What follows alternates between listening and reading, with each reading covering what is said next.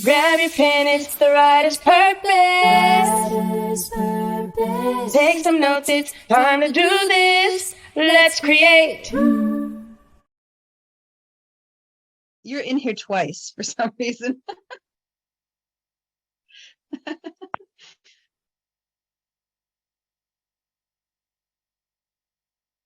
Yeah, I'm here twice because one is a video of me. My phone, I live near a reservation, so I have to get on twice. I have to call in, and then I have to be on my computer so you can actually see me. So that's why I'm in here twice. Yeah. Otherwise, it gets all sorts of crazy. It gets crazy anyway. But I'm going to go ahead and put us on gallery. Most likely, a few other people are going to join us somewhere along the way. Today, we're actually talking about creating basically dynamic characters that cause your reader to want to know more or to actually be able to relate to them or just be able to not stop thinking about them. And the best way to do that is when you have a character that is just not one-dimensional. Now, if I remember correctly, you write fiction? Mm-hmm. Okay. Have you completed a book already? Do you have some out there? I have completed 6 books, but none of them are out there. Oh, wow. Okay. What's holding you back? Oh, they still need work. A little revision. One of them, well, the first 5 are part of a series. And then the 6th one is a whole different one in a different genre. And that one I was actually just told one of the characters needs help. So this is very timely. Well, look at that. Okay, perfect. I am actually going through so I can open up the book so you guys can actually see what we're talking about while we are doing it. And there you are. I think this is the most recent one. If not, I'll make sure you guys do get the most recent one. And I'll go with the original. All right. So I'm going to share my screen. Give me just a moment.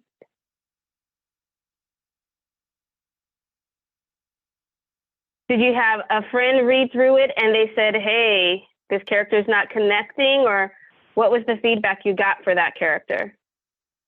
It was actually a fellow book coach. I'm a book coach myself, and another book coach had looked at it for a particular purpose and found that the character had no internal arc of change. Okay. Now, what genre is this? Supernatural. Nice. Okay. So is that supernatural as in paranormal? I guess you could say that. I had it dubbed as paranormal at first, but then I felt it was more in the supernatural realm because it's not like with ghosts and stuff like that. Okay. Well, I write a paranormal, urban fantasy paranormal. Mine is shapeshifters and fae. So is it in that realm or just something completely different? It's really kind of different. It's more, I guess you could say it has more of a religious note, but it's not really religious either. But it's about like balancing good and evil. And there's like these powers that be, and there's angels. Well, they're black angels, but so it kind of has like kind of a religious tone to it a little bit, but it's not like Christian religious, if you know what I mean. Okay, yeah, I hear you. Okay, so let's get into it a little bit. Is the character your main character? Well, see, that's the other thing. I have 2 main characters, and it's kind of unclear to everybody, including myself, who is actually the protagonist. Got you. Okay. So here's what we'll do. We'll go through it, and then since it's just you and I, until other people hop on, feel free to stop me if I hit something that like hits a nerve and you want to go into more detail about specific things. Right. Okay. So these are two protagonists. What about your antagonist? How is your antagonist in the story? Well, one of the two protagonists kind of turns into an antagonist. And then I guess the overarching powers that I just mentioned, I guess you could classify as antagonist, but there's not really like an evil person or some greater evil that they're up against per se, if that makes sense. So is there something else that they're fighting against? What is the goal of the story? What are they trying to overcome?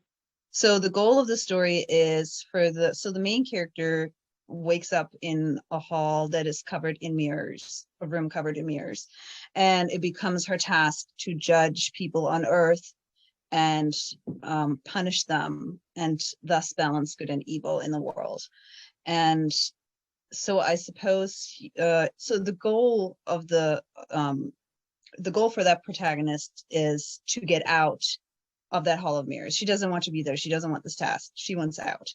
But then she turns about halfway through the book and accepts the powers that are given to her and turns kind of evil in a good way. I mean, she starts judging a little too extremely, and her goal then becomes to eradicate evil completely instead of keeping balance. And that goes not so well.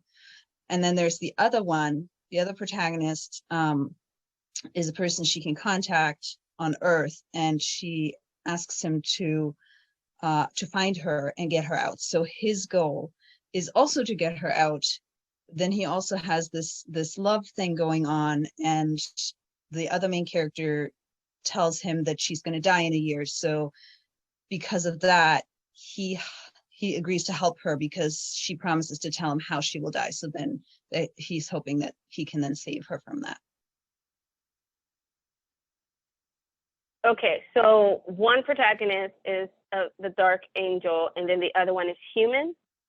No, they're both human. No. Oh, okay. Okay, they're both human. They just have different roles. Mm-hmm. Okay, cool. So how's her arc? She starts off in a place where she has a specific job. Yeah, she starts and off. Then she starts off not understanding and knowing what that job is, and she was ripped out of her regular environment on Earth. So when she wakes up, she doesn't understand what's going on.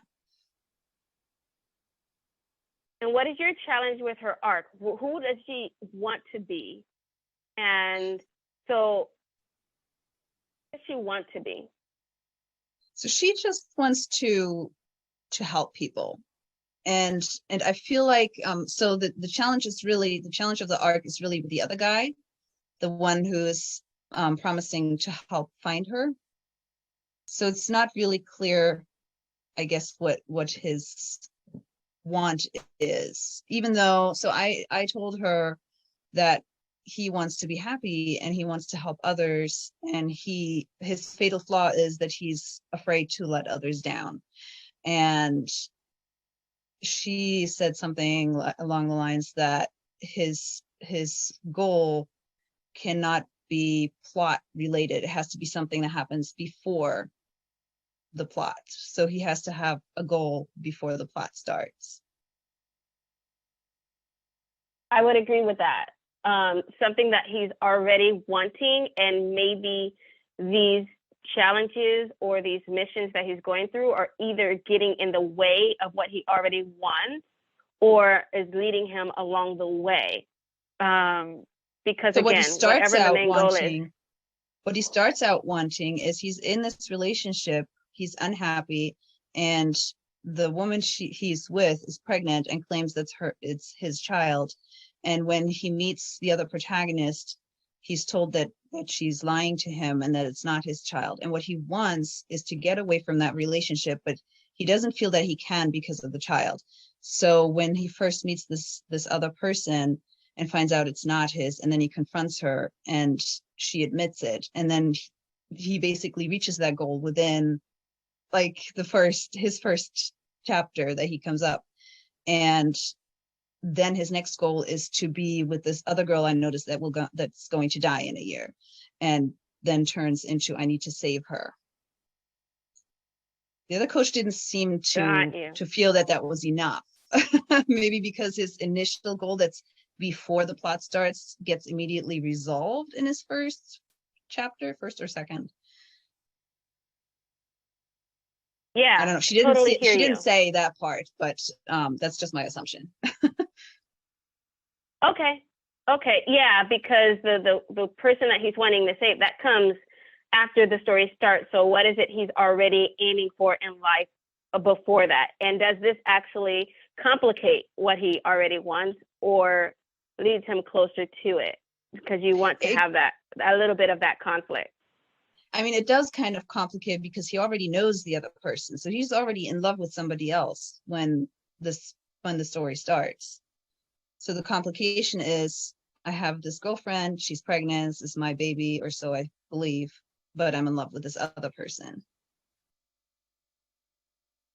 Right, somewhere along the line. And okay, so we'll get more into that. And if you want, we can actually do a one-on-one and just narrow that in, no problem. And I can send you a link for that. Hi, Abhishek. Did I say it right? Yes, you did. Yes. I'm sorry, I was taking a nap. I forgot about this, and thank God for Google Calendar. So it just says there's a workshop with Winter Brooks, but it doesn't say what the topic is this time. So I don't know what we're covering today. What did I miss? Okay, so today we're talking about creating fantastical characters, right? This particular book that I wrote is called How to Write Fantastical Characters, specifically villains. But literally everything in here goes for every character that you're writing. Your protagonist, your antagonist, your side characters. You just tweak it a little bit based on the type of character you are creating. And so we're going to go into this right now and just go in a little bit deeper. And if you guys have questions along the way, just let me know. Okay. Yeah. So I'm all for villains. Yes. I'm having trouble writing a villain too. So I'm on board. Cool. All right. So you were chatting. So I was saying, this book was specifically writing about creating complex characters, specifically a villain, but everything I write in here can go towards any type of character that you are working on, your protagonist, antagonist, side characters, right? So with your antagonist, right? Whatever it is, whether it's the weather, whether it's the perfect storm, whether it's the evil mom, the evil boss, the evil overlord, right? You want that character and or protagonist to be more than one-dimensional, right? Because when a character is flat, your character is predictable. And so you want your character to be able to have nuances within them without it being out of character. And you do that by creating a character who's a little more complex. And so that means you don't have a protagonist who's always good. And it sounds like you already have a character similar to that, because you have a character who's judging good and evil. And there's gray, and there's a little bit of this, a little bit of that, and they play with that. So an unpredictable villain, and you can even say character, creates tension, right? Creates tension within themselves, creates tensions within the plot, creates tension for the protagonist, right? A villain who is in conflict with himself takes the reader on a journey that can be gut-wrenching. Will he? Won't he? You can even do that with your protagonist, because if you have a protagonist that you are not sure is going to do the right thing at the end, then your readers are going to be biting their nails the whole way through. They're going to be wondering what's going to happen. Have either of you guys watched the Disney Loki? No. Series? I highly recommend you watch it. I know it's on Disney Plus, right? So it's hard if you don't have Disney Plus. It's hard to watch it. But it's a 6-episode series of Loki after the last Avengers movie. Yeah. The whole series, you are wondering, is he or will he, won't he? And then there's another character, will she, won't she? And the whole time, you just don't know what's going to happen. And the coolest thing is when you have a character that you don't, it is just a little bit spicy and you just don't know which way they're going to go. And that's when you're rooting for them and you're hoping they're going to do the right thing. And when they do, you're either super excited, and when they don't, you're like heartbroken, but you're still hoping that maybe somewhere down the road in the next episode of the series or somewhere in a few more chapters, they'll see their mistake and turn it around. When you have characters like that, it makes you more invested in the story. How many of you have asked people who their favorite characters are, and sometimes they name the villain? Oh, yeah. Or I'm like, who's your favorite character? And they're like, it's the villain because the protagonist is too boring. Well, we don't want a boring protagonist. We want our protagonist to be as exciting as the villain. So that's why I wrote the book about the villain, because you can take from that and add it to your protagonist. So if you have a protagonist that's good and doing nice things, give him a little hardship, right? Make him sometimes wonder if he should be doing the right thing all the time. Give him some challenges where he has no choice, 2 bad choices, and see which way it's going to take him. How is that going to affect their relationship with themselves, with the world, with their view of the world? So specifically with a villain, that's right. When a villain does something nice, we can no longer put them in the category of all bad. When the villain is walking down the street shooting people, but lets the cat go by, doesn't attack the cat with kittens, and just pauses as the cat with kittens goes by, doesn't destroy them, lets them get to a safe place, and then starts shooting the people again. Like, wait a minute, there's some kind of humanity somewhere in that person. Will it evolve later and somehow save our protagonist? Or can the protagonist use that to defeat the villain later? Or is this an opportunity for the villain to use his humanity to grow and become better in the long run, right? With the protagonist, sometimes they're nice, and then sometimes they just want to punch somebody in the face, right? If they're always nice, with a little edge, right? If you create a protagonist with a little bit of edge, then they're not necessarily going to be that flat, boring character. Yeah. So if you were mentioning the Avengers or whatever, the Marvel universe, one of my favorite recent Disney Plus shows actually was WandaVision. Have you seen that? I haven't, but I heard it's really good. Should I say anything further? Or She is a character who flops. She's a character who flops. She's all good. Something very bad happens in her life. She loses some of her humanity because humanity didn't care about her.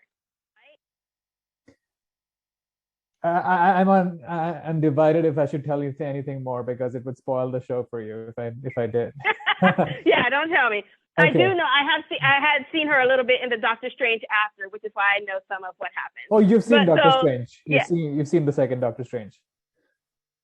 Yeah. Okay, then I'm not spoiling anything. Yeah. Well, okay. I don't know about Ellie. I haven't seen it. Oh, Doctor Strange is terrible, the second one. Very poor character development, so they should have come to Winter's class. No,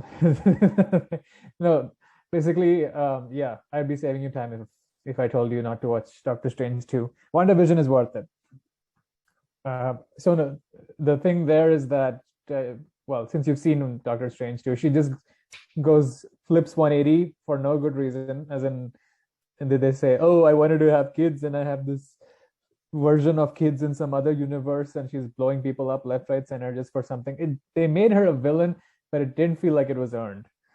And that's what got me so angry, because I can believe that she would go down a dark path, but at the end of WandaVision, she's remorseful for what she did. And you think this is a turn towards redemption of some kind, and then the next time you see her, she's going on a killing spree. So I like the idea of a good person who can go off track, but I don't think it was earned, and I want to do that right when I write a villain. I don't know. I'll watch Loki. Watch Loki. It was fantastic. And you have to remember, you starting off Loki. In all the other stories, he's a bad guy, right? So he is a bad guy in this, but he is the protagonist in this story. So in comparison to everyone else in the story, is he the worst bad guy? You know? So just play with it. It's fun. It's good. And when you can make people like the villain, you've got some skills, right? When you're rooting for the villain, you have some skills going on. So I have a question. what I want you guys to think of. So you say the protagonist can't, or the character shouldn't be just all good all the time. So in my particular story, he is chosen by the powers because he's good all the time. So how do I make him not good all the time if that's the point of him in the book, being good all the time? That could actually be part of their development, but at the same time, is he good all the time? Does he never cut in line, right? Does he cut in line and then feel bad and then gives up and then like pays it off by like giving the kid money or something? You can have them do something wrong and then feel immediately something about it and try to find some retribution. But there was initially something in them that they were okay to do something that wasn't necessarily right. And then they can like have a conscious moment about it. So you have room for that thing in them to either grow, or it's something that they're always working to suppress. So if you have a good person who used to be maybe an alcoholic, they've never hurt anybody, they only hurt themselves with it. They've recovered from it, and now they're trying to make amends for all they've done, and now they're doing good, but you have the pull of the alcohol always calling to them. That is a good character who has something, a thorn in their side, basically. I have to think about that, because the point is for him to have the purest of souls, and he is really just, I mean, those are little things anyway, so it's not, you're not talking a fundamental level here. Right. These are things that affect them as a person. It could even be that they're a good person, but what if you present someone who is super good with two bad choices? What if you present them with two bad choices where they can even save this little girl over here, or they can save a little boy over there, and there's no way for them to do both? What happens when they're still being a good person? They don't have a choice but to save one or the other. How is that going to affect them going forward with all the decisions that they now have to make?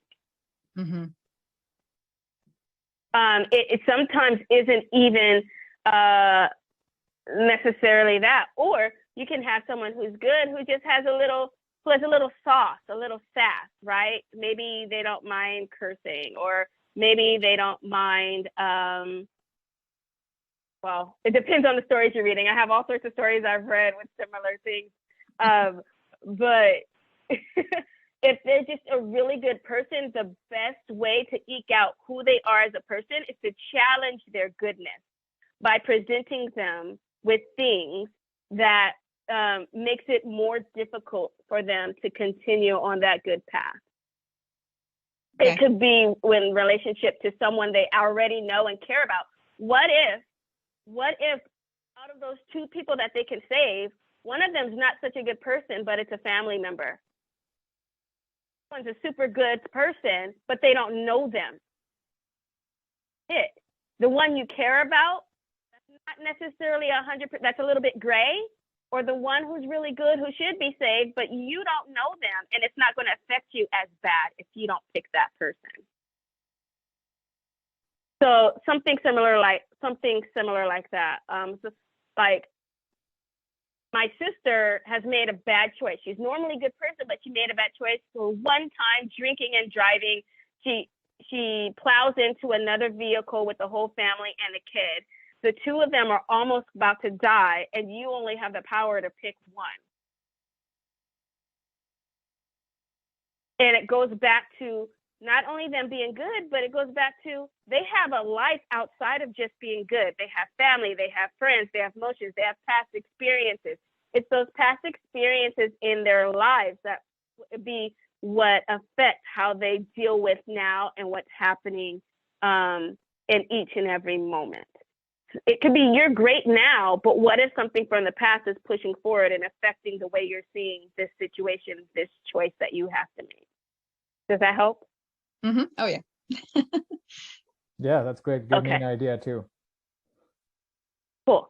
So these are the things you think about, like in your everyday life, right? We're going to look at ourselves as the protagonists of our own story because we are, right? We're not villains. We're the protagonists. So when you're driving in your car down the street and someone cuts you off, our first to be like, you super jerk, what are you doing? Now, mind you, I'm a truck driver, so I have to have a little more patience, right? I have to have a little more patience with those people. I'm actually been taught to. But at the same time, to cut you off is your first thing, that stupid jerk, they weren't paying attention? Or do you take a step back and say, oh my gosh, I hope they're okay. I wonder what they're in a hurry for. It's those A little world of things difference. in yourself and in your character that makes all the difference. What is going through their mind and the reason that they're making the decisions they're doing. Are you going to start chasing that car because they're doing something, they made you mad and now they've endangered you, so now you are going to go and try and endanger them and everyone else? Now you're cutting everyone else to get off to get to the close to them, right? It was bad when they did it to you, but it's not bad when you do it to them because you're now chasing the one who did it to you. All those little things that make a difference, right? So the first thing I think when someone cuts me off is normally I'm like, okay, do I want to be irked? Or could they be on their way to the hospital with their wife in the back seat about to give birth? Are they on the way to the hospital because they just found out their mom just got shot and the ambulance just took them there? Are they on the way home? They just found out their house is on fire. For example, I just had a scare this past week. I had to run out of my house, go to my great nephew's school because there was a gunman in the area, and the school was sending out alerts to come pick up your kids from school. Am I going to care about cutting someone off before I get to that school to make sure that my nephew gets home safely? It's all those little things, and not taking everything in the moment and not assuming that everyone is bad against you. So what you could do in that particular character who's always good is always think the reason why it's not a bad reason when someone does something bad to them, which could make that person someone who people are stepping on all the time, which is someone who needs to learn that you can still be nice, you can still be kind, and still stand up for yourself and not be manipulated. That can be a character arc for in his past. That could be an arc in the book, but yeah. Right, but that can be an arc. And why not now, though? Why is it only in the past? Why are those things resolved? Why can't it be something that he overcomes now? Right. Well, I guess considering his girlfriend, it is happening in the present when you consider the girlfriend, I guess, right? Who cheated on him and all that. Yeah. It continues. Maybe this is the moment he's like, I'm not going to let it happen again. But of course, in the story, it is going to happen again. It's going to happen again. He's going to, at some point, have to stand up for himself and say, I'm not going to allow this to happen anymore. He's going to have to make conscious decisions. And you know what? Those conscious decisions, they hurt. It hurts to tell people no. It hurts to tell family members, no, I'm not lending you money anymore. No, I'm not going to do that chore that you are supposed to do. No, you can't pawn it off on me and make me feel bad because you don't want to do it. Little things like that, little lives where you can actually show, hey, you mind going to the store for me when that person has no reason not to go, but he always goes, right? And if he says no, they try to make him feel bad for it, kind of a thing. So they're nice, and he doesn't want to cause waves. He's going to be non-combative. And so at some point, he's going to have to be willing to say, you know what, I'm going to have to confront this. And maybe at some point, he's got to learn confrontation isn't necessarily bad. Maybe the way it's communicated can be bad, right? So maybe he could go about it the wrong way the first couple times and start yelling and be passive aggressive, and somewhere along the way learn say it peacefully and in love, but not allow other people's expectations of him to allow the decisions he makes for himself, if that makes sense. Mm-hmm. So I gave you a lot. I don't know if it all fits for your character, but play with that, because my job isn't necessarily to say, this is who your character is. It's for me to throw as much at you as possible, and then for you to take from that and circle it and play with it and say, yes, yes, yes, no, no, no. Oh, but it leads you to this idea over here. So, yeah, definitely the yeah. idea of him always being stepped on, that's really helpful. And I think that would really fit him. I mean, it fits his character and who he is. So now I just have to go from that and figure out what his goal would be and how to implement that into the story that I already have without going overboard. Right. And it doesn't sometimes it's the littlest thing. Sometimes it's like a sentence, a paragraph, the way someone says something to them and he doesn't respond.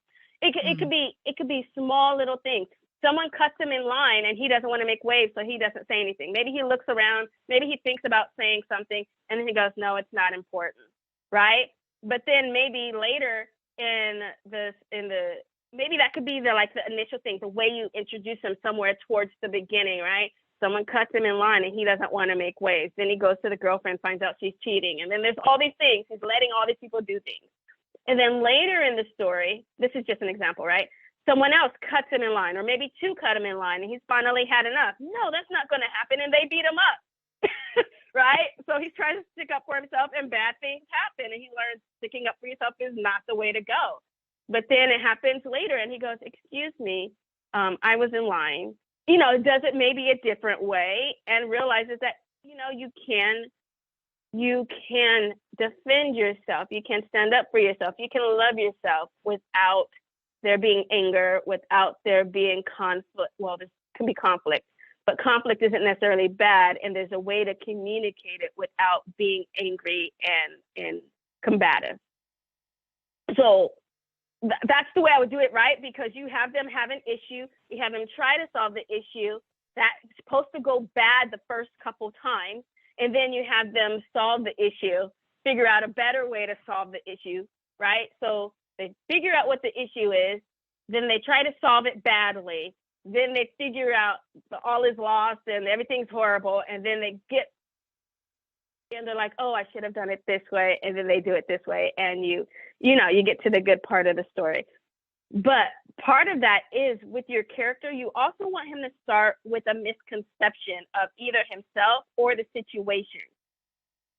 The best thing you can do with your protagonist is have them believe a lie that they're trying to solve themselves, or a misconception that they believe.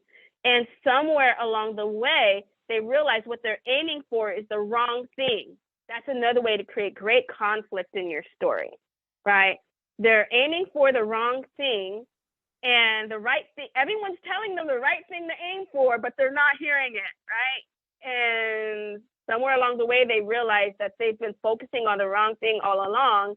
And now somewhere towards the midpoint, they're going to start working towards the right thing. They now have a better clarity, hindsight. They're looking back at, oh, I was working on the wrong thing. Now I have to work on the right thing, which is hard. But now that I'm working on the right thing, I'm going to work on it incorrectly. And it's going to be frustrating. And you want to go back to the lie. It's going to help you either. And somewhere along the way, they're going to sort it out and figure out the right way to do things. And you're going to have your conclusion and your resolution at the end. So how does that work with a story? Like my story is actually, I would consider it a tragedy, because while it's resolved at the end, it's not necessarily a 100% positive ending. So he fails his quest, and then at the end he gets taken to replace the woman he was supposed to find. So the question at the beginning of the story is, will he or won't he complete his quest? Right? And the quest, he could have the wrong quest at the beginning, and then he can realize what the actual quest is somewhere along the way. Right? And the whole question throughout the story is, will he be able to hit his goal? And your answer is no. And that's completely okay. You're saying he doesn't meet it, but in the end, he still actually gets what he wants? Well, not really. So that would be an open piece for a potential second book, but what he wants is to save the new girl, the girl that he's fallen in love with, by finding the other main character. But when he finds her, she's dead because she was discarded because she was used up. And sorry, you didn't get the rundown of the story. I'm just like, what? So then he Go on. gets taken in her place.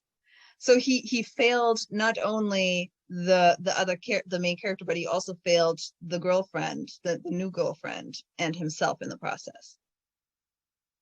Okay. And I would say, this actually leads into our next piece, right? Perspective is everything, which is what we were saying above when you're in your car. Why did someone cut you off? Why did someone swerve? Maybe they found a snake in the car and they swerved and you're like, oh, they're not paying attention, but they just saw a snake inside the car.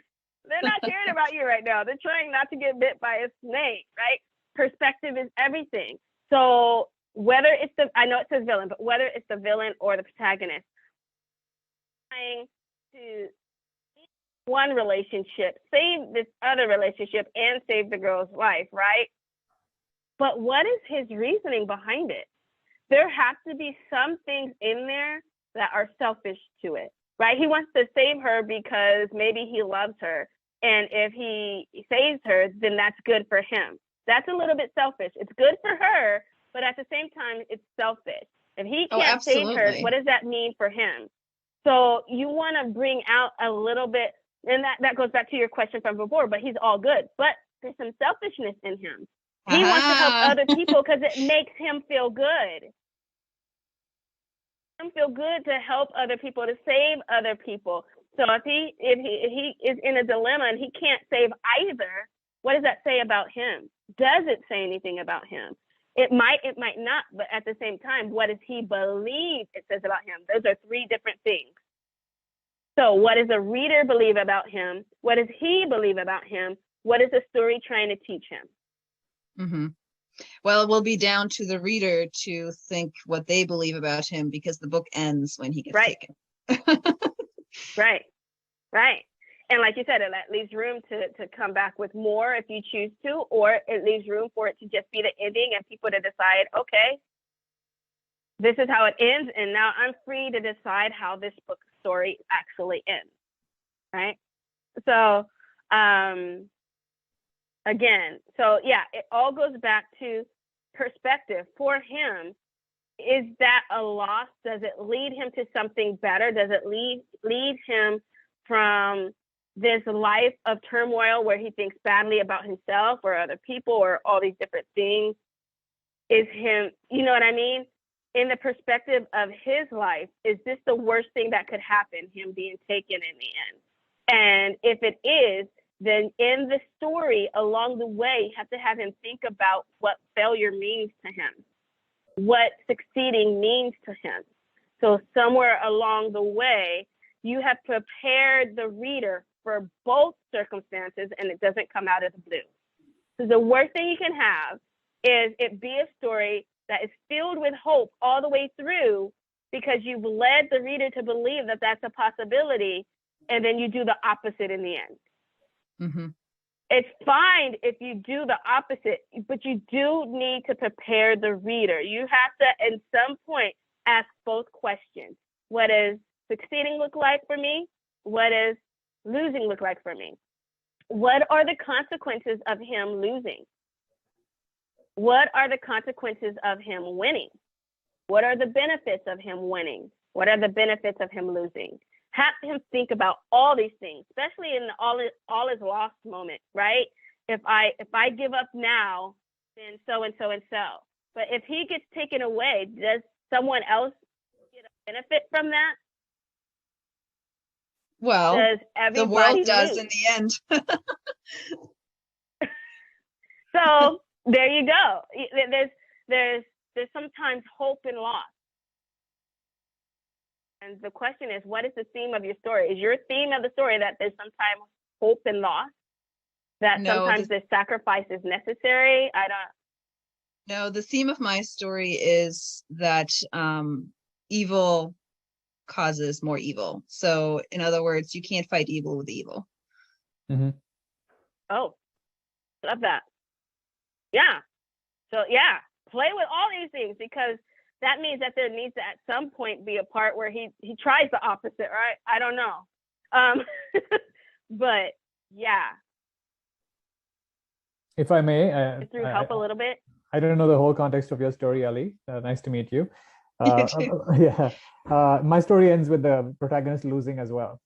Oh, But the difference is that it's dual POV, so one of them wins and the other loses.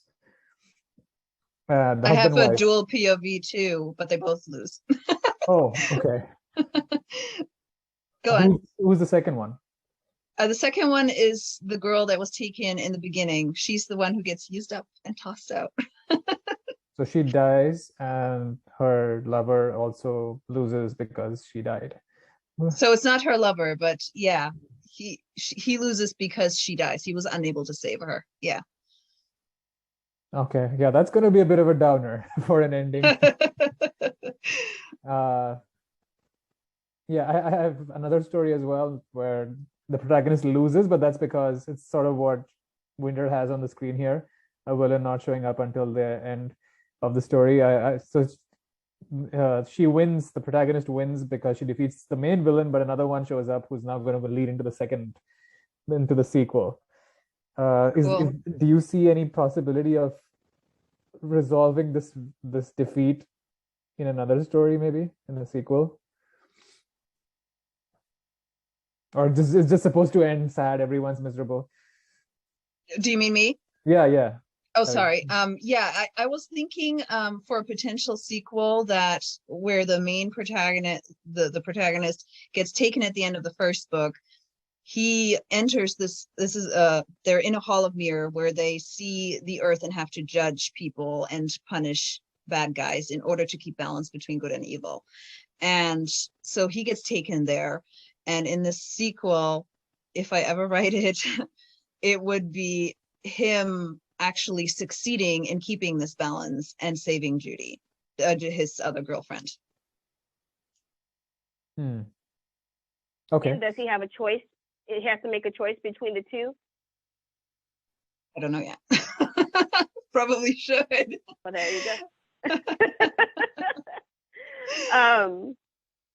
Wow. Okay. Yeah. The main struggle will be for him to stay sane and good, because that's what happened to the other character in the first book. She lost it and decided that in order to fight evil, she needs to be evil and eradicate all evil from the world. And he has to be the opposite. Not the opposite necessarily, but he has to find a way to not let that task darken his soul, which happened to the other one. And so in the end, he himself loses, but what his goal is, does that win?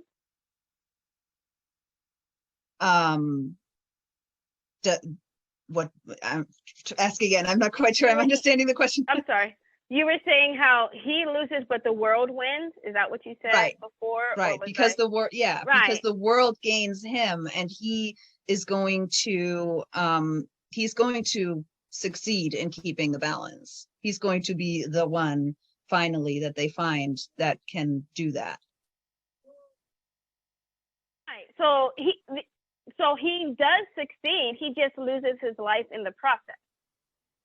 Well, he loses he doesn't die, but he loses Oh, his mortal life on Earth. Yes, he will be forever in this Hall of Mirrors doing this task.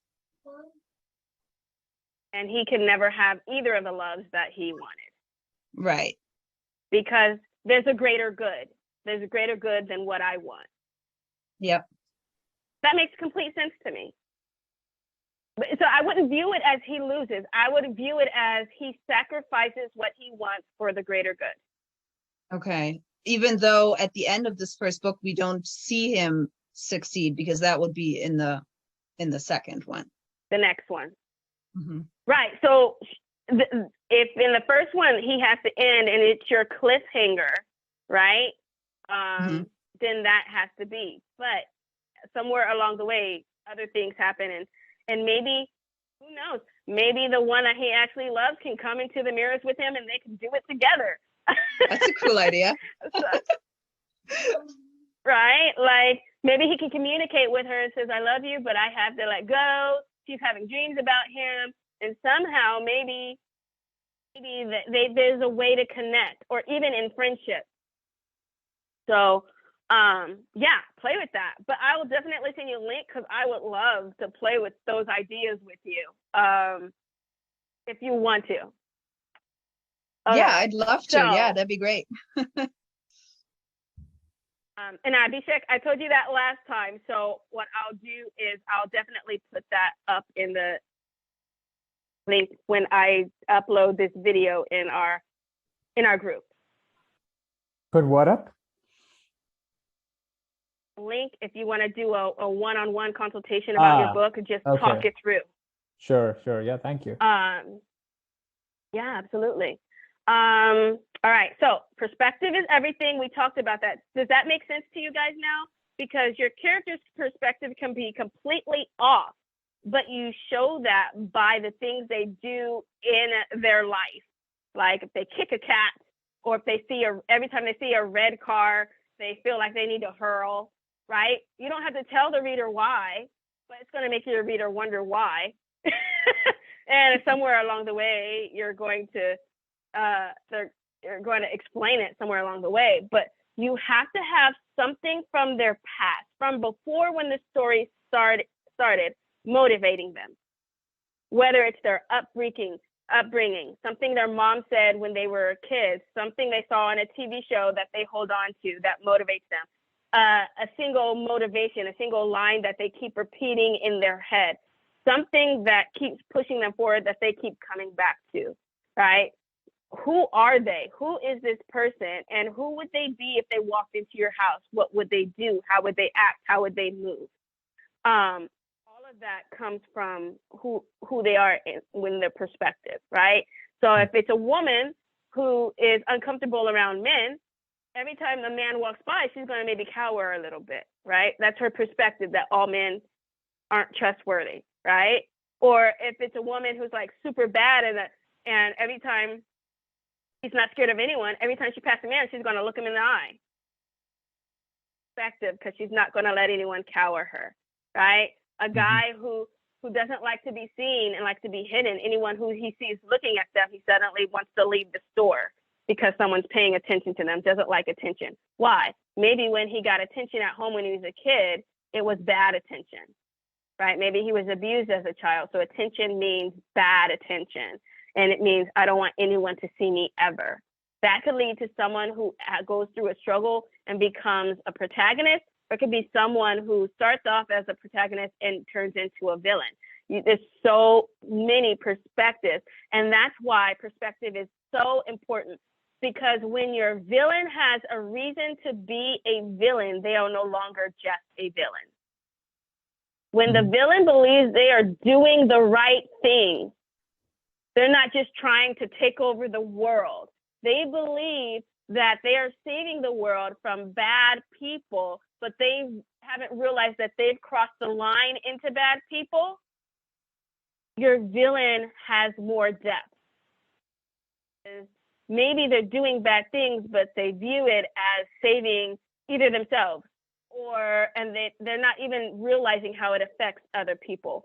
Or maybe it's the all bad villain who hates people, but he has a little sister that he keeps safe all the time, that he protects, that doesn't know he's the villain, right? There's all these little intricacies that you can create with a protagonist. Maybe they're a good person, but maybe 5 years ago they did a hit and run and it tears up their soul, right? But they're a good protagonist now, but it's something that affects them. Or maybe they stole a candy bar when they're a kid and it still plagues them to this day. Every perspective is different. And depending on how you are raised, right? Because common sense isn't common. Common sense is based on what you were raised with, what your family told you was common sense. And so when you apply that to each of your characters, you're going to have a character that's unique from all your other characters. Because when you focus on your character's perspective and then the next character's perspective, you're going to have 2, 3, 4, 5 completely different characters in your story that people are going to be able to point out just by how they speak, how they move, how they act, what they wear. See, the other 5 books I talked about earlier, the villain that's in the first one, I did that with. I wrote him really well that way, just like you described. And I'm wondering, because that was so easy, why is it so easy to write a villain, but so hard to write a protagonist? Is this normal? Really? The opposite for me. Yes. Well, it's difficult for the protagonist because you don't want them to be boring. You're thinking he's not exciting enough, she's not exciting enough, and you're trying to find ways to make them more exciting. And so how do I make them exciting but still fit within character? So you have to create what their belief of good. Right. But here's another thing. Just because your story is about good and evil doesn't necessarily mean that your characters of good matches the world's character of good. Right? What they believe is good can be a little bit different from what everyone else thinks is good. Or the room of the mirrors, their definition of good can be different from what the reader's definition of good might be.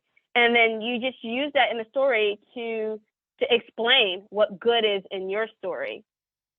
Right? And it could be the universal good, sure, but maybe something in there that you could play with. But yeah, so that resonate with the difficulty of the writing the protagonist. It's because you're trying to make them not such a flat character.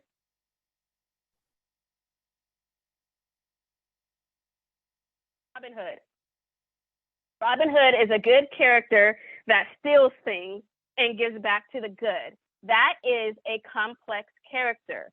He was someone who was already wealthy, left his riches to steal from the rich, to give to the poor, and is considered a bad person in his world. But when we watch, we view him and he's a good guy because he's doing it because he's trying to help those who are disserviced in his world. That is a protagonist that you root for. That is a protagonist that is more than one dimension. He's multi-layered because he can love, but he can beat up people, he can fight, he will kill. But he won't kill just to kill. He kills to protect the innocent. He steals to protect the innocent. Does that make sense? So I would say that Japan just jumped into my head. But Robin Hood is a good guy, right? In the sense of good and evil, he's fighting evil, which are the rich, help those who are underserved. And so it's what your definition of good and evil isn't always just black and white. There's gray. And in the story, if you play with that gray a little bit, it might help your character have a little more dimension. Yeah, definitely do that on the person who's in the Hall of Mirrors, because she starts out with thinking she knows what right and wrong is and then goes off the deep end by the end of the book. Then she only sees black. Yeah. She only sees wrong. So, someone cut in line, they have to die. Exactly. And the powers do try to keep her on a balanced path, but she goes in spite of them, and in the end actually openly defies them. There needs to be a trigger for that. And the trigger needs to come from her childhood or something that's happened in her past. Where she's trying to do right and wrong, but something happens in the now because it relates to something that's happened in her past. It's not just a random, I'm just going to go kill everyone who's doing wrong. Maybe something really bad happened to her in the past, and now she's not able to see the different levels of right and wrong, right? Well, it's really a quite gradual process for her that she gets there. It's the whole change that she goes through throughout the book. And well, her father did try to kill her, so there's that. In the related past. To something in the past that she has a clear definition of what wrong is because of something that affected her, and now her father tried to kill her, so that everyone who does wrong, she doesn't see any difference between that and what her father tried to do to her. You have your nugget for why in her mind it's okay to do this and why she thinks she's doing the right thing. And because every villain thinks they're doing the right thing, whether it's for themselves or for the world. No villain thinks they're wrong. Every villain thinks they're doing what they need to be doing for their select group of people, for themselves as the ultimate master, because then they can control the world the way they want it to be, because the world needs them to control, because they'll be better than everyone else. Like, we view it as evil that you want to kill everyone who doesn't look like you, but you think that you're making the world a better place. So you want that uniqueness within her, and even make her wonder, is this right? If you give her the opportunity to have a moment where she can choose, is this right? But then she chooses the other way, you're giving your reader a tug of war moment where you're like, okay, wait, she's thinking about it. Maybe she can ease back a little bit. And maybe she even starts to ease back, and then something else happens. Maybe she sees another dad almost kill his little girl, and it re-triggers everything. There's and absolutely, she goes off the deep end. Yeah, there's absolutely places where she's like, no, this isn't right, or she does something and then afterwards thinks this was too much. You know, she is kind of going forth and back for a while until she arrives at the, okay, I have to, first she says, I have to kill all of the soldiers in the world so that nobody's going to be fighting anymore. And then she thinks, wait a minute, it's the people in charge who make them fight, so I got to kill all of them. So so that's kind of her final step, is to just eradicate everybody who creates conflict. Which is beautiful, because it's all about her perspective of the world and how to stop bad. And again, she's going about it the wrong way. But if you're showing her steps in her perspective and her methodology and the reasons why and how she got this idea because of the way she grew up or because something that happened before the book started, then your character arc is going to be beautiful and golden, because it's going to make sense for your character. It might not make sense in the scheme of things, but it will make sense for your character. And you give her a little bit of good, a little bad, and you give her room to be able to turn around. It's very important that she has room to turn around, so that when she doesn't, your reader is crushed. Because you want your reader to be crushed. You want your reader to feel that sense of loss, because that's the point of the story, right? That evil doesn't solve evil. It just makes things worse in the long run. So you want your reader to feel that. And so when she makes that decision, you want your reader to put the book down and just stare at the wall for like 5 minutes, 10 minutes. You know what I mean? Watch the movie Selena. Like, I cried in my room for 2 hours after that movie. I just didn't know what was going to happen, and it killed me. So, which movie was that? It was Selena? a preteen. Selena. was played by Jennifer Lopez. It was the singer, the Hispanic singer Selena, and she was just up and coming and rising, and it's a beautiful story. I recommend you watching it. But that movie takes you on a roller coaster, and if you want a movie that doesn't end where everyone expects it's going to go with a positive ending, I highly recommend watching that movie.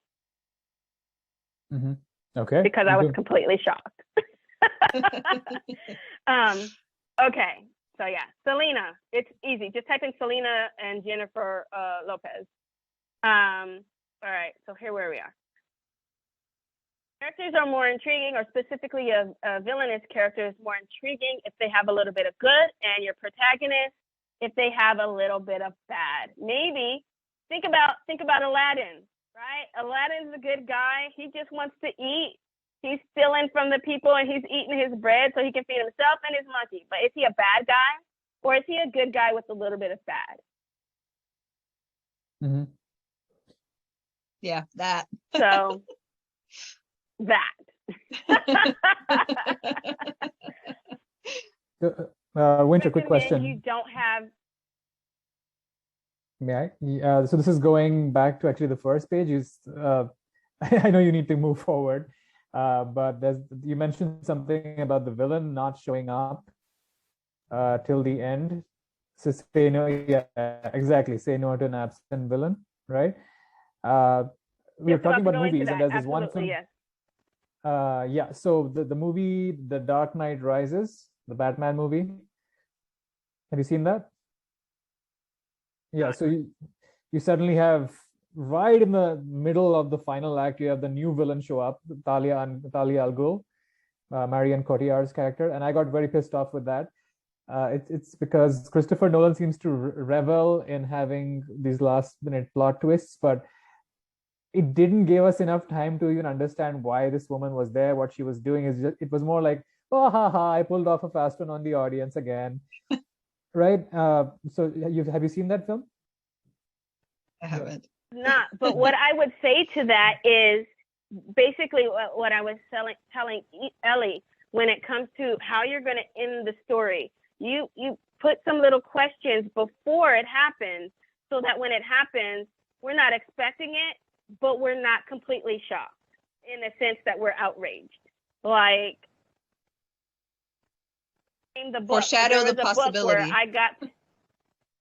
Foreshadow the possibility. And I would say the same with that character should have at least been foreshadowed, at least the person, we should have seen them walk through, at least say hello at some point, so that when they pop up, there was something that, like, where did this come from?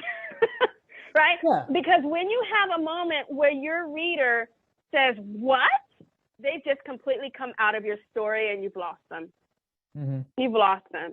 So your goal is to keep them immersed by sprinkling little nuggets somewhere along the way and not have them say, what? And then they have to go back and read and figure out what just happened. You're taking away the magic of the story, right? So if you're going to have a plot twist, every story should, you want there to be little seeds along the way where you're like, oh. And the best way to do that is to write the story and then go back and add those in. Like sometimes it's just a line, sometimes it's just a paragraph. You don't have to create a whole chapter to foreshadow something. It's sometimes just little nuggets, right? How do they defeat the person in the end? It's with a belt buckle with a certain symbol. Okay, have them buy that belt buckle in a pawn shop at some point because it looks cool. Now you have the weapon that they're going to defeat them in the end, and we've seen it, and we've seen them buy it, and they're wearing it all the time, and suddenly it turns out to be the magical thing they needed to defeat them in the end. Cool. But if they buy it the chapter before, no one's going to believe it. Yeah, I get that. The problem in this particular case is that when they reveal, that this character is evil, and she's been there for a while. So, and then they had a couple of lines that were foreshadowing. Yes. The problem is they had 5 minutes of solid exposition, a flashback of her saying why she does what she does. and that just broke the tension of the climax scene. And then she dies 10 minutes later in the movie. She only shows up to surprise you, and she's gone. She has no impact. And So that's where we talk about the info dump, which Mhm. will be in the next week's lesson. I mean, next Okay. month's lesson. You don't want to have an info dump kind of anywhere in the story, especially not at the beginning, which in fiction we tend to do because we want everyone to understand. The best thing to do is just have people come into your story, have your characters living their lives, and we will learn the world through them. And you sprinkle little things along the way, and then at some point you're like, someone asks a question, and then you're like, oh, I can give the audience an answer because someone else who doesn't know in the story needs to know this information. Yeah, Not yeah. in when you start the story and there's two people and they're like, so I know you went to the store last night because you were out of milk. No, of course but not. Did you No. get your milk? A lot of stories start that way, though. They're like saying things that you wouldn't actually say to the person in the room next to you. Yeah. As you Don't know, be Bob. that person. Yeah. But the villains do it all the time. If you see any movie, Right. the villain has to explain to the audience why they're going to do it, and then why they did what they did, and their big evil plan. And they always lose because they waste so much time explaining their evil plan. Exactly why I wrote this book, because if you think about it, you're creating a character that's not all bad. And you spend time with that character and you get flashbacks into who they are, or when they have a person who's not like them, who's in their camp. And the best way to do it is if you have an evil person and then you have a side character that loves them but also doesn't necessarily agree with them, and they go back and forth and they're arguing about what's happening. It's the best way to tell your audience without doing an info dump. Mm-hmm. They're not telling the protagonist what they're doing, but they're actually with each other, with the people they know, either communicating or someone comes up against them, or you're sharing a little bit about the character. It gives some of their motivations about what they're doing without it being an info dump. And that's why I'm saying you sprinkle seeds along the way. And even you can have your protagonist discovering it, because not every book do you have the perspective of your villain, right? But there's different ways of doing it. You can have them leave a bug and listen to what the villain's doing. You can have them figure out what's happening somewhere along the way by the items that they're stealing across the world, different things. So info dump bad, little nuggets come out along the way of why someone is doing something. It could even be that, you know, in fantasy stories, they sit around a campfire and the bard sings a song about the evil villain and what happened in their world. And they tell the whole story of why the evil villain is evil, right? But it's because they're singing it to someone who doesn't know in the story, right? And so it's not a last minute thing. They learn way before, which is extremely beneficial because you can use that information that you learn about the villain to ultimately defeat them. Like in that song, in that information about the villain, let there actually be a nugget of defeat that no one realizes that's what it is until you get to the end, which is a great foreshadowing and also a great way to defeat them, and doesn't become a surprise. Have you guys read Mistborn? No. Mistborn, no. Thing that Brandon Sanderson writes is going to have an ultimate twist. And I say this because as someone who's been driving in trucks for over 8 years, which means I'm driving cross country, I'm sitting down behind a wheel 7 hours a day, listening to audiobooks. You learn a lot about books all day, every day when you're just listening to story after story. And majority of the time, I can predict the story. Brandon Sanderson, I cannot predict his story, which is why he's one of my favorite authors. Do you want someone who's going to leave nuggets along the way and you don't even realize that's what he's doing until you get to the end? And now I like, if it looks obvious, I automatically don't believe it. And then I start coming up with my own ideas and then I'm still wrong. It just makes me so happy. It just makes me so happy because I'm like, oh, yes. Get real close though. So, but anything Brandon Sanderson, if you pick up one of his books, you will be pleasantly surprised. He's a fantastic writer. All of his stories are completely different. So you don't feel like you're reading the same thing all the time, but he has a great way of writing a story, leaving crumbs. And then when you get to the end, you're like, oh, it was there all along. But you didn't even realize it. So completely. So yeah, we'll go back to the accent villain. Please don't do it. Please don't have your characters running scared the whole story. And then the villain shows up in the climax and that's it. Like it just doesn't one-dimensional character. So we'll play with that. And I'll give you guys access to this book and then you can read it. And then if you have questions about it, then just hit me up, no problem. Either Messenger or on the group. Okay. Let me see. What was I doing? Your villain's view, your protagonist's view. One of the things you want to think about for whether it's a protagonist or a villain is you want to think about their weaknesses. What are their contradictions? Where are they consistent? Where are they inconsistent? Because your character, when you're writing them, you can write your character out of character. Have you ever read a character who does something that doesn't seem right in the scheme of the story and who they are in the story? Yep. Aside from my own. Because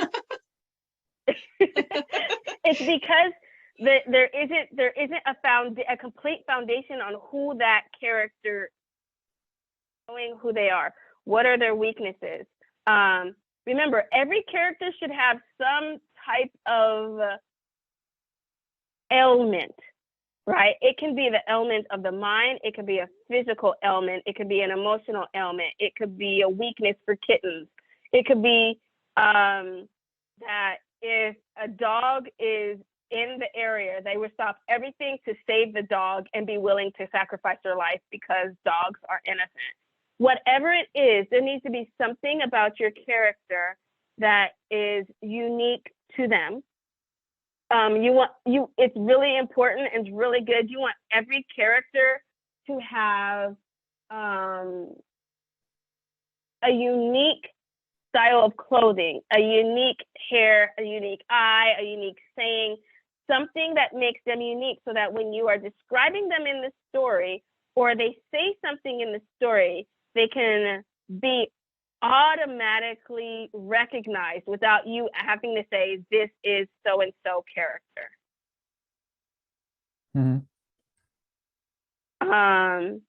So play with that a little bit. It could be, I have a character who changes her hair color like almost every day or every week, right? So when I say I see a mop of pink hair walking across the room, everyone's going to know which character that is because that's the only one who's changing their hair every day, or rainbow colored hair, or someone who's in the story who has certain blue eyes, or they give nicknames to different people in stories. So you want your character to have something that's uniquely them and specific to them. I have a character in my sci-fi story that I'm writing. I actually got this from Dr. House years ago. I was like, oh, that would be really cool to do. There's a character who actually has no sensory, can't feel when she's hurt. She has no pain sensors. So whenever she trips or falls or stumbles, her mom freaks out because she doesn't know if she sprained her ankle, if she's broken something, anything, because the child has no sense feeling when something's wrong. So the mother over coddles. Well, when that happens, child doesn't ever want to say when something's happened. You feel embarrassed because you tripped at the ice skating rink and now your mom's running on. You're 15 and all your friends are there and you feel super embarrassed. Well, I have a character who's actually someone who is trained to be combative as a fighter and has this ailment and they can't feel. And so her ailment is not being able to feel pain, which is really dangerous if you're a fighter. And so she has to combat that because everyone's super protective over her. So that's something that they have to deal with every day in their life and decide whether they want to care about it or not care about it. That's funny. Your so character little things has like that. Because my my character's other love interest has that same ailment. Oh my goodness! See, Yeah, and that is actually It's a what crazy she thing. is. Yeah, that's going to be the thing that she was supposed to be dying from in a year, because something will happen and she can't feel, so she doesn't know. This is something dangerous, and right. If you don't go to get checked up every day, then you're kind of at a loss for things, right? You have to have a scanner in your house every day to even know if something's wrong. mm-hmm. Yeah, it's crazy. It's something that it can be really useful in a story for sure. Okay, so I just want to go over the types of villains, right? You have your mastermind, you have your henchmen, you have your minions, you have your scapegoat, you have your bait. Guys, please, whatever you do, and I know this is going to be part of the next session that I have your character have problems coming from multiple directions, not just one direction, and have their problems be problematic for each other, right? In Files. As in Files? What? That Jim Butcher Dresden Files. I'm going to assume no, by the look No, on I your haven't face. read it. No, No. I have heard of it, but I Okay. haven't read it. Super phenomenal series. Still 5 more books to come, I think. Maybe 6. I don't know. Love him so much. But Dresden is a wizard in Chicago who is a private investigator, and he lives in the real world, and no one believes that he has magic, except for maybe a couple of people. But in the same world, there are werewolves, there are vampires, there are witches, there are warlocks, there are fae, dark fae, light fae, all the different things. And they are in this world too. And so he they're different factions. So when something comes from the vampires or something comes from the werewolves, they all want completely different things, right? And so the thing is that when this person and this person is conflicting matters, and now you have 2 problems you have to deal with, it's really cool when you can come to the end and have one of those problems solve the other one, or something else solve the other one, so that in the end, those 2 problems end up being the reconciliation in the end. It's really something cool to play with, but during the story, it causes a lot of chaos and a lot of trouble for your characters as they're going through it. Because this person wants this and this person wants this, and you have to be in 2 places at one time. And it's really good for them to have more than just one problem coming from one direction. So I would say that for your character, Ellie, who is on the straight and narrow, and he has an issue with the 2 girls, have there be a completely different somewhere with work, with his family, with his house, something going on that's completely separate from all of the main plot issue. Yeah, so I do I would just play have with the that. one other thing, but I'm not going to go into it now. Okay.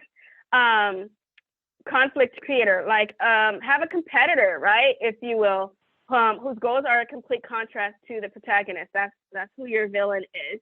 But what if you have your protagonist and then another guy who is a protagonist in their world, and both of them are trying to get the villain, but they're not working together? What if they're working against each other to get the villain because they want to be the one, right? So there's all sorts of different ways of going about it. But yeah, your traditional bad guy, you can have your competitor, you can have inanimate forces can be it, like Perfect Storm. It is the weather that is the villain that they have to try and defeat. And sometimes your villain can be your character himself or herself, inner conflict, disbelief in self, dealing with depression, dealing with racism, pain, all the different things. Your protagonist can be the villain and the protagonist in themselves. So you can play with all those different things. So types of villains. You have likable villains, like Loki. He's a likable villain. Like, he's killed one of my favorite characters in Avengers, and yet I still like him. I don't know what's wrong with me, right? You have the nice guy villain, who's adorable, is cute. You know, he was tragically made into who he is. Completely was not his fault, but he's still the villain. And so, again, those are the ones that you're hoping will maybe become a good guy. The villain you love to hate, right? Draco and Harry Potter. Everybody loves to hate Draco Malfoy. So those are the villains who are super bad and don't like things, but at the same time, Draco was not a one-dimensional character. He had a family who would hurt him if he didn't stay in line and stay along the bad path. So even though he was the bad guy for Harry, he also had his own story and was forced to do things he didn't want to do, and he was multi-dimensional in that. Yeah, but Dolores Umbridge, wasn't she one note bad? Oh, I hated her. Dolores Umbridge. There's nothing redeeming about Voldemort or Dolores Umbridge. They're just plain bad. About that, but think about it. She was absolutely horrible, but she was contrasting because she wasn't mean in your face horrible. She smiled at your face all the time. She looked like she was going to be the sweet, lovable teacher, but did horrible things. That is her duality. Mm-hmm. But she's one-dimensional, as in you don't see what makes her do what she is. There's no sliver of humanity. She's just evil throughout, even in the last book when she's condemning people to Azkaban for no good reason. So right. But she's also not one of the main characters. She's a side piece, right? Yeah. So we don't learn everything about some of the side characters. We do learn some pieces though. So maybe in something that she says along the way or something, or because it's been her and her whole family or all the different things, right? Your side characters, we don't as in depth with them in learning their all background, but it's good if you do, because then their perceptions and their motivations can be affected about their past. But we don't necessarily as a reader learn it all, but we see it in their actions and how they support either the villain and or the protagonist. Mm-hmm. I saw you listed Snow from the Hunger Games as a character, a villain you like to hate. And I have to, right. I don't know, maybe something's wrong with me, but I have to disagree. I really liked Snow. But did you like him because he was so bad? I liked him as a villain. He was a really good villain. Yeah. But I also saw that there was also just something good in him too, though. And then I read the prequel when it came out that is all about him. Yeah. And it kind of underlined my feelings that I had for him. He comes from a place where he has a reason that he is the way he is, like all villains should. Right. And it kind of almost makes him likable a little bit. Right. But and some people will love to hate him, and then he might. But for some people, he might be the villain you root for, right? Yeah. But we know he's not going to get better, so that's why you love to hate him, because in some people love Draco, right? Because really? There's just something about him. I hated him. But I had compassion for him because there were times where he felt he had no choice but to be the bad guy. Like there were times where I think he actually looked at Harry and he wanted to be nice. They have shots of that in the story, right? But he didn't have a choice to do that. And even in the very end, when they do the last scene and they're taking their kids and they look at each other, and he didn't choose to be. He grew up in that. He didn't have a choice. And I don't know that with him, that it's the same for me as with Snow, but the other way around. Like he has all this background and that makes him kind of likable and you feel compassion for him, but for some reason I don't. I just hate him. I don't like him at all. He's a bad guy you love to hate. Yep. Then you have your one-dimensional primal villain, right? So that's going to be your Jaws, the dinosaurs in Jurassic Park, your Godzilla. These are the guys who are not going to have a huge backstory. Although sometimes you will, like with Godzilla, he's happy in his world and then they come and get him and they attack him and then it's his fault for trying to save himself. That's not really fair. He's not trying to attack the world. You put him there and he's trying to get back home. So I cry for Godzilla. So I feel like he is dimensional because he's just wrecking things. But at the same time, like, it's not his fault, man. It's not his fault. The inanimate villain, the earth, the sea, the storm, the world, life. Broken Earth series by N.K. Jemisin, the 5th season. It's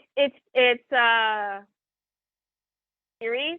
It's very interesting because it's the world that's broken. It's the world that created difficulties for all of humanity, but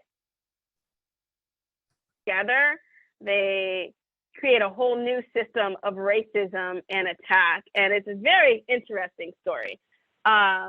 So while there are villains within the story, the Earth is also the villain because they never know what new season is coming, and the seasons last a long time. And then the villain you don't want to meet, right? So Hannibal Lecter, for me, is a villain that I would never want to meet. There's like no redemption in that one. Annie Wilkes in Misery, like the crazy. He seems very multifaceted, though. Very, absolutely. So those are the types of villains, and you can do the same with protagonists, the different types of protagonists that you're out there. And then there's the villain you are rooting for, right? Snape. You don't know what you feel about Snape. The whole series, you go back and forth. Is he the good guy? Is he the bad guy? I don't know. Mr. Darcy from Pride and Prejudice. You're like, I don't know about this guy. The beginning, you hate him. By the end, you love him. So, so different types of villains you can play with, and you can mesh them together. You don't have to just pick one. You can combine these different types of villains and play with them. So we're only halfway through this. But again, I said I'm gonna give you guys access to this book, Developing a Person, all the expression. When you write your character, and instead of saying how they feel, have them emote through their actions. If a woman is, like I said earlier, afraid of men in general, then you don't sell in the story that she's afraid of men. You have her do things within the story that helps your reader understand that they're afraid of men. If a man walks into a store and she's the only one in there and there's a cash register person who's a female and a man walks in, you have her hide behind a sack until he leaves, right? Instead of continuous shopping. And then when he leaves, she gets up and go. And then you wonder, is she afraid of this person in particular? Like, does she know this person? And maybe that person leaves and then another guy comes in and she ducks and hides, right? You're creating interest, you're creating suspense, you're creating wonder, and you're drawing your readers in because they don't know why what's happening is happening. So with some of who that person is, you are helping them to understand. These are story questions to consider. Feel free to read it over, take a screenshot, have fun with that. It'll be in the book when you have access to it. But these are story questions to consider when you are also creating your character. And then, nothing is set in stone until you're published, guys. You can go back and change things about your characters. You can go things and change things about your story. You can go back later and add foreshadowing. Doesn't matter if you're a pantser, if you have to script everything out before you write it. You can always go back through and work things out. But in this, I have a heart resume, right? You think about the family. I have a villain heart resume. You can use this for the villain. You can use this for the protagonist. You might just tweak the questions a little bit based on who you're working on. You can use them for the side characters. These questions are just to help you figure out who your character is. What are your character's values? I would say, what does they value? Pick 2, 3 things that they value more than anything else. Do you have a character who, no matter what, will go to dance class because that's a high value for them? Then throughout the story, they have to always be either trying or wanting or doing to try to go dancing, even though all this crazy stuff is happening around them.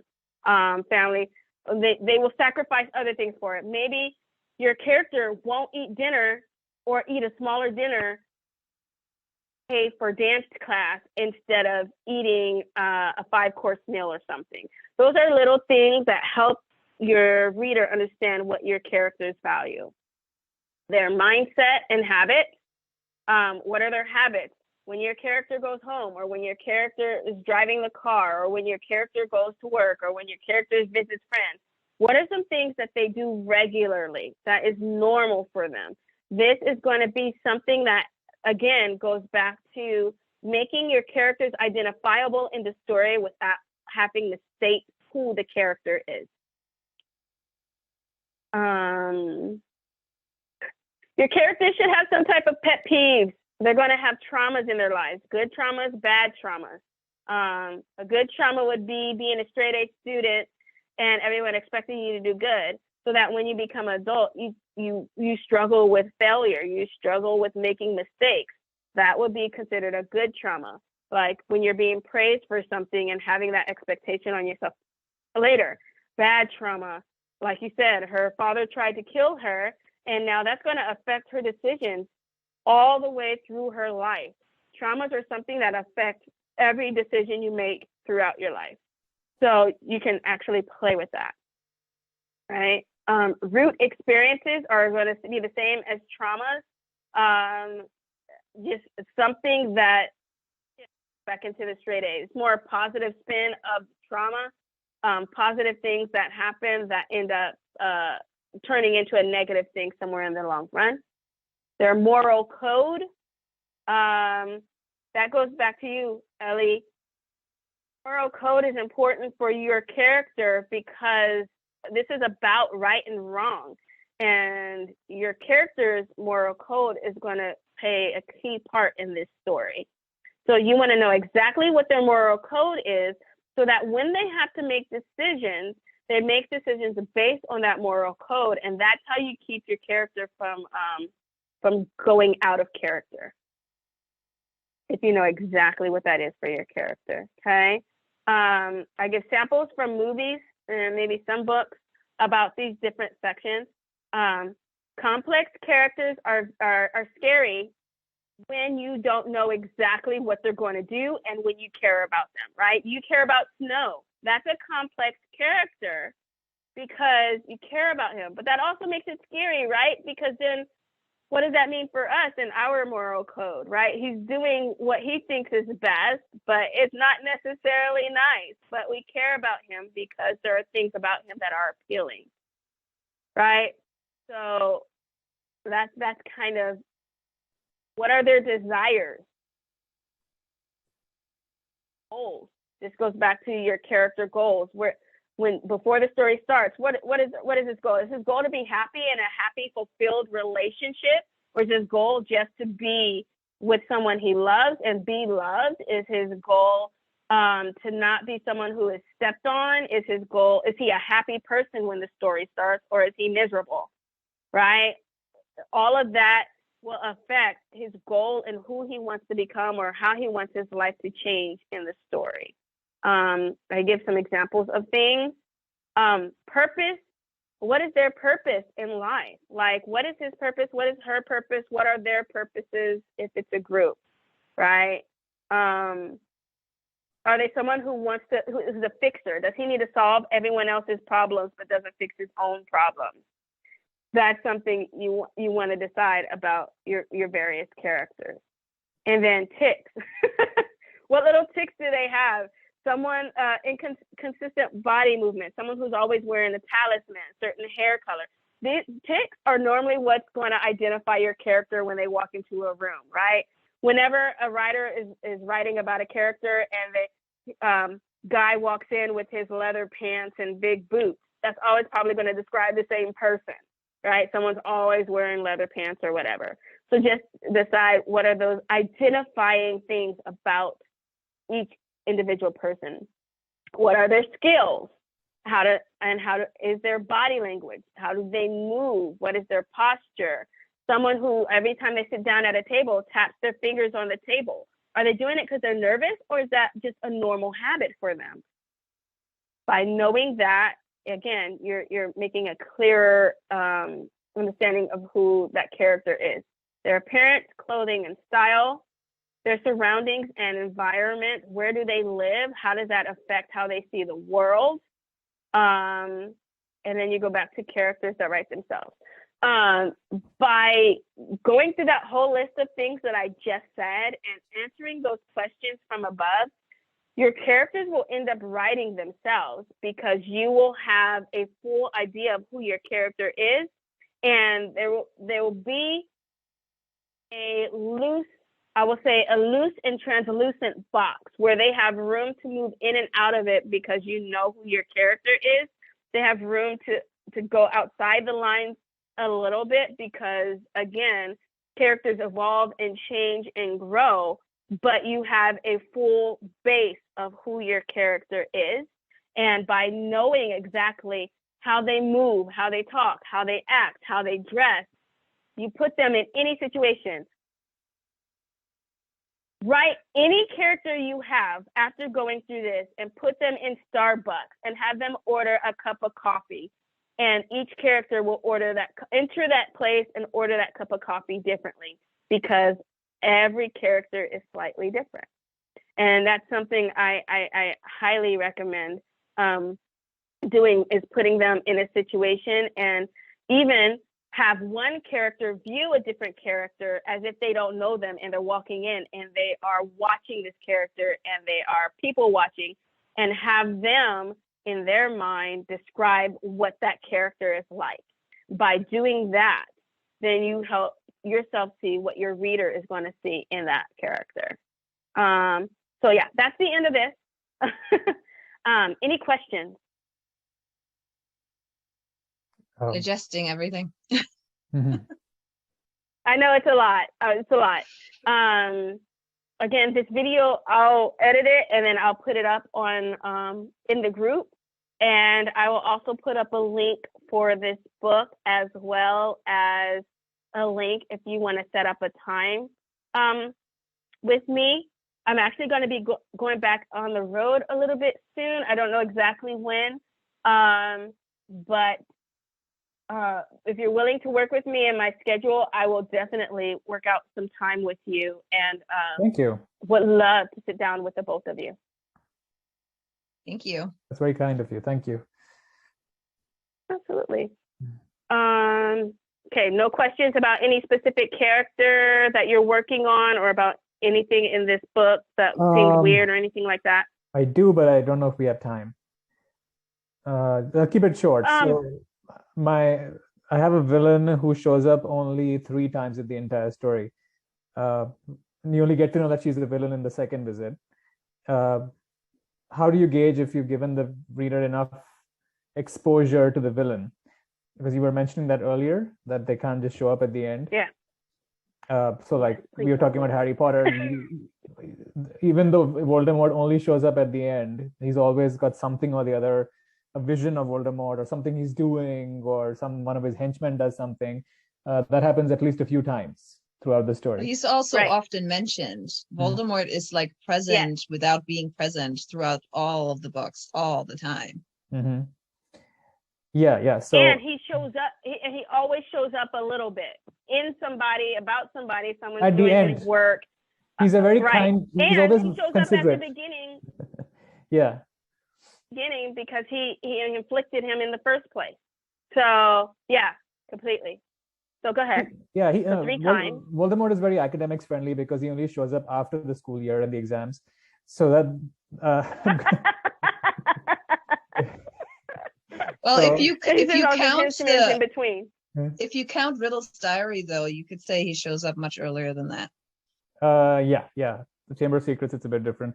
Yeah. So for my villain, I'm treating her not as the big bad Voldemort. She's a misguided person. She's a plastic surgeon with a obsession on purity and cleanliness, and her son dies in 9/11, and she starts thinking of Arabs as filth, and says she's plotting to get all immigrants moved out of the town because she blames that community for her son's death, and she acts all nice and sweet in front of everyone. Oh yes, America, we welcome everybody, but secretly she's maneuvering it to get the protagonist kicked out of the US. So he defeats her at the end by showing how they've both suffered the same pain. So it's not like a battle at the end, but something like that needs development, and I'm not sure that the structure of my book allows for this villain to keep popping in as frequently as someone like Voldemort. Anyway, so we can maybe talk on that later. Once, if you have, you were saying you have, Yeah. because that's my main The time, difficulty. yeah. I would say, just to have you to think about before we end up meeting, is Mhm. when it comes to that, you don't have to have a whole chapter on her Mhm. for it to happen. You could have other people who have experienced things from her, and you can have people who view her differently throughout the story, so that there's crosshairs about her. One Mhm. person absolutely loves her, another one feels some kind of way about her, and so they're like, well, why do you feel that way? Mhm. You can have other characters talk about her, or have her name on a flyer somewhere. Something happened to where her name is around, but she isn't necessarily there. But I would say maybe have accidental interaction with this person, like bump into her at the store, and like it could be like a paragraph, 2 paragraphs, to where she's seen, but it's not necessarily as big such a big moment that it has to be like a PowerPoint in the story, but you are making that connection and you're building who she is more in the story. But yeah, we can play with that more when we talk one-on-one for sure. Sure. Yeah. Thanks so much. This is a great, often overlooked part of stories. I don't hear a lot of people talking about making compelling villains. So I'm so glad you brought this up today. Did it help you with your protagonist at all? Yeah. I'm thinking more about how to make him a little more gray.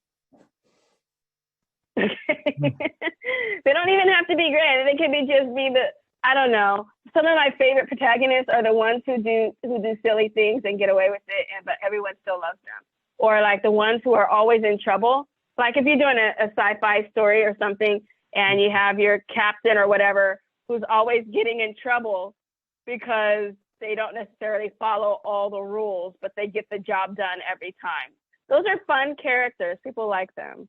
So anyways, the bad boy, it's the bad boy syndrome, I guess. They're not all bad, but they have a little bit of something. So thanks for coming tonight. I hope this was helpful to the both of you. Oh yeah. If you come up with questions later about this conversation, feel free to post any questions specific to your story or to this talk or the book in the book group, and I will get back to you. No problem. Sure. Thanks, Winter. Yeah. Thank you. You're welcome. You guys have a great night. You too. Have a You great too. week, actually. Yeah. Bye, Ellie. Right. Nice Great meeting you. months. Yeah. Nice meeting you, Yeah. Ellie. See you later. You too. Yeah. Good. Bye.